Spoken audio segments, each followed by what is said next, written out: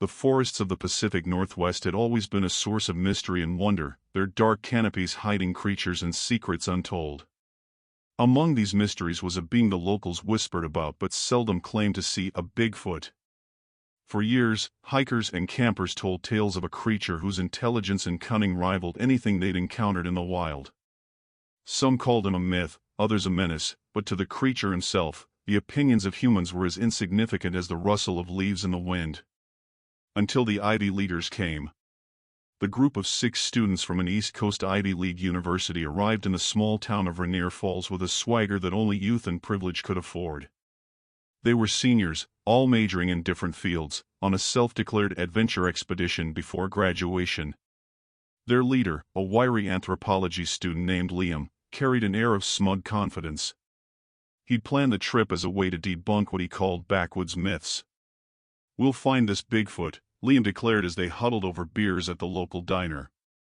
"We'll document it, expose it as a hoax, and finally put an end to the nonsense." The others, Chloe, the sharp-tongued biology major, Josh, the cocky physics whiz, Elle, the budding journalist, Marcus, a chemistry prodigy, and Tara, an aspiring filmmaker, laughed and toasted to their intellectual superiority. Locals overhearing their conversation shook their heads. "They'll learn," muttered one old-timer, sipping his coffee. "The forest doesn't take kindly to fools." 2 days into their expedition, the students set up camp deep in the forest. Equipped with cameras, drones, and an array of high-tech gadgets, they scoured the woods for signs of the creature they deemed a joke. It didn't take long for the Bigfoot to notice them. From the shadows of the dense underbrush, the Bigfoot observed the intruders. He was no ordinary animal. His intelligence had been honed over decades of avoiding humans. He understood their tools, their arrogance, and their underestimation of him. And he knew one thing for certain: they didn't belong here. On the second night, the Bigfoot made his presence known. As the students laughed around their fire, their drone, which they'd sent to scan the treetops, came crashing down, its propellers mangled. Chloe leapt to her feet. "Did you see that?" she asked. "Something threw it back." "Threw it?" Marcus scoffed.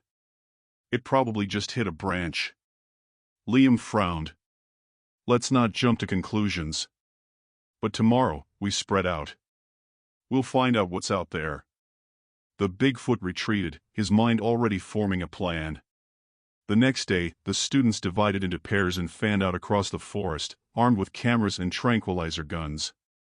Chloe and Marcus wandered toward a rocky stream, unaware of the creature stalking them from above.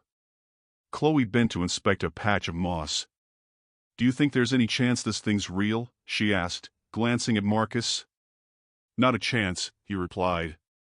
"Even if it exists, it's probably just an oversized ape." "Nothing to." A rock came hurtling from the trees, landing inches from Marcus's feet. Both students froze. "Who's there?" Chloe demanded, scanning the treetops. No answer. Then another rock sailed through the air, followed by a guttural growl that made their blood run cold. Chloe grabbed the tranquilizer gun and fired into the trees, but the dart lodged harmlessly in the bark. Panicked, the pair sprinted back to camp, only to find it in disarray. Tents were overturned, supplies scattered, and their food had been dumped into the fire. "Someone's messing with us," Liam said, his jaw tight. "Or something." Elle knelt to pick up a piece of paper that had been pinned to a tree with a sharpened stick. Scrawled in charcoal were the words, "Leave now." "Okay," Tara said, her voice shaking. "This is creepy. Let's go." But Liam refused. "No. This is exactly what we came for. We're close. We'll find it." The others reluctantly agreed, though a sense of unease hung over them like a storm cloud. For the next 2 days, the Bigfoot waged a war of attrition. He dismantled their traps, disabled their cameras, and left ominous symbols scratched into the ground near their camp.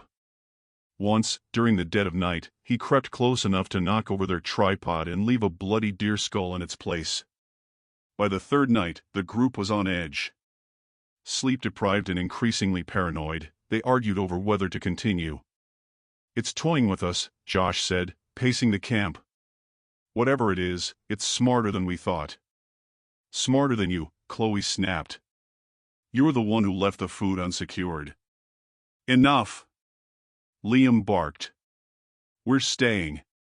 Tomorrow, we'll flush it out. The Bigfoot watched their camp from a distance, amused by their bickering. They thought themselves masters of the world, but in his forest, they were nothing more than prey. On the fourth day, the students launched an aggressive search. They used drones, thermal cameras, and even set small fires to clear underbrush. They were reckless, their fear fueling their desperation. But the Bigfoot had anticipated this. He lured them deeper into the forest, away from their camp and supplies. One by one, he isolated them. Josh was the first to fall victim. While inspecting a footprint, he failed to notice the massive figure looming behind him. A single swipe of the Bigfoot's arm sent him tumbling into a ravine, his screams echoing through the trees. Chloe and Marcus, hearing the commotion, ran toward the sound but became ensnared in a series of traps the Bigfoot had constructed, pits covered with leaves and snares made from vines. Chloe managed to escape, but Marcus was left dangling from a tree, helpless. Elle and Tara, armed with cameras, stumbled upon the Bigfoot's den, a cavern filled with animal bones and symbols carved into the walls.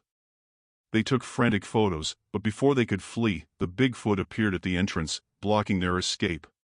He didn't attack, instead, he stared at them, his deep-set eyes filled with a mixture of anger and pity. Go, he rumbled, his voice low and guttural but unmistakably articulate. No more. Elle dropped her camera in shock, and Tara pulled her away, both too stunned to argue.